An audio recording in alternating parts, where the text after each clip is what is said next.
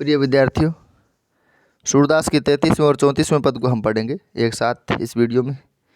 33वां पद कहते हैं कि श्याम मुख देखे ही प्रतीति, जो तुम कोटि जतन करी सिखवत जोग ध्यान की रीति। नाहिन कछु सयान ज्ञान में यह हम कैसे माने, कहो कहाँ कहिए का नभो ये को उर में कैसे को कैसे उर में आने। यह मन एक एक वह मूर्त भृंग कीट सब माने, सूर शपथ थे बूझत उधो यह ब्रज लोग सयाने। श्याम मुख देखे ही प्रतीति, भगवान श्याम का मुख देखने से ही वो प्रतीति होती है। वो जो प्रेम होता है, वो जो आभास है जिसकी तुम बात कर रहे हो, वह केवल हमें श्याम का मुख देखने से ही वो मिलता है। असल में ईश्वर का सामीप्य हो, उसके प्रति या प्रेम हो, यह एक आभास है। यानी हमें किसको देखकर सुकून मिलता है, हम उसी से प्रेम कर सकते हैं। कोई ज़बरदस्ती हमें कहे कि नहीं आप इससे प्रेम करो, ऐसा नहीं हो सकता, या आप उसके प्रति अपना ध्यान लगाओ, तो ऐसा संभव नहीं है। वो जो प्रतीति है, वो जो आभास है, जो भाव है, वो हमारे श्याम के मुख के प्रति है। और जो तुम कोटि जतन करी सिखवत जोग ध्यान की रीति, और इसके बावजूद तुम कोटि जतन कर, करोड़ों प्रकार के प्रयत्न करके सिखवत सिखा रहे हो जोग ध्यान की रीति, योग और ध्यान की रीति हमें सिखा रहे हो। हमारा भाव केवल श्री कृष्ण के मुख की तरफ है, उसका मुख देखने से हमें संतोष मिलता है। तो अब तुम इसके बावजूद तुम अनेक प्रकार के प्रयत्न करते हुए हमें योग और ध्यान की रीति सिखा रहे हो। नाहिन कछु सयान ज्ञान में यह हम कैसे माने, और कहो कहाँ कहिए या नभ को कैसे उर में आने। या नाहिन कछु सयान ज्ञान में यह हम कैसे माने, क्योंकि हमारे ये ज्ञान में ही नहीं है। असल में जिसको हम बचपन से जानते हैं, जिसके साथ हमेशा खाए खेले, उससे हमें प्रेम है। निर्गुण ब्रह्म के बारे में तो हमें ज्ञान ही नहीं है, हमारे वो संज्ञान में नहीं है, और हम इसे कैसे मान लें। और तुम तो ये बताओ कि आकाश को हृदय में कैसे संभालें, क्योंकि निर्गुण ब्रह्म की बात करने वाले बार बार नभ मंडल की और आकाश की बात करते हैं। तो इसीलिए गोपियाँ कहती है कि कहाँ कहो कहाँ कहिए या नभ को बताओ कैसे इस आकाश को कैसे उर में आने, हृदय में कैसे संभालें। क्या यह संभव है। और यह मन एक एक वह मूर्ति भृंग कीट सब माने। यह मन और वह मूर्ति एक एक है, यानी हमारा मन और भगवान श्री कृष्ण की जो मूर्त है वो एक है। जैसे भृंग कीट एक कीड़ा होता है, वह किसी भी दूसरे कीट के संपर्क में आने से दूसरे कीट को भी अपने जैसा बना लेता है।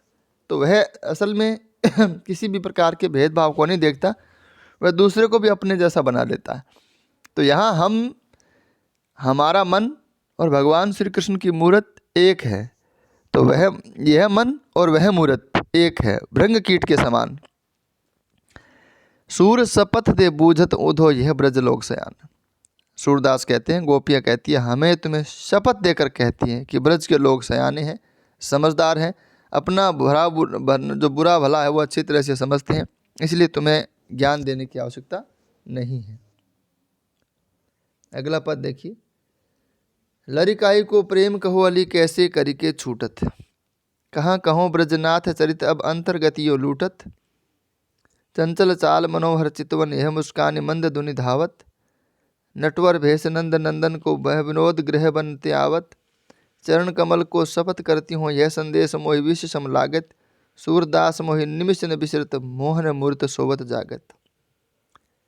लरिकाई को प्रेम, लरिकाई यानी बचपन का प्रेम, यह पहचान कोई आज की नहीं है, बहुत पुरानी है। बचपन में हम एक साथ साथ गायें चराते थे, तब का ये प्रेम है। और बचपन का प्रेम ही ऐसा प्रेम है जो कभी नहीं छूटता। इसलिए गोपियाँ कहती है लरिकाई को प्रेम। हाँ, जब हम लड़के थे, लड़कियाँ थी, लरिकाई को प्रेम कहो अली हे भंवरे, हे अली हे उद्धव कहो कैसे करके छूटत। कैसे छूटेगा तुम बताओ, इतनी लंबी जान पहचान कैसे धूमिल हो जाएगी।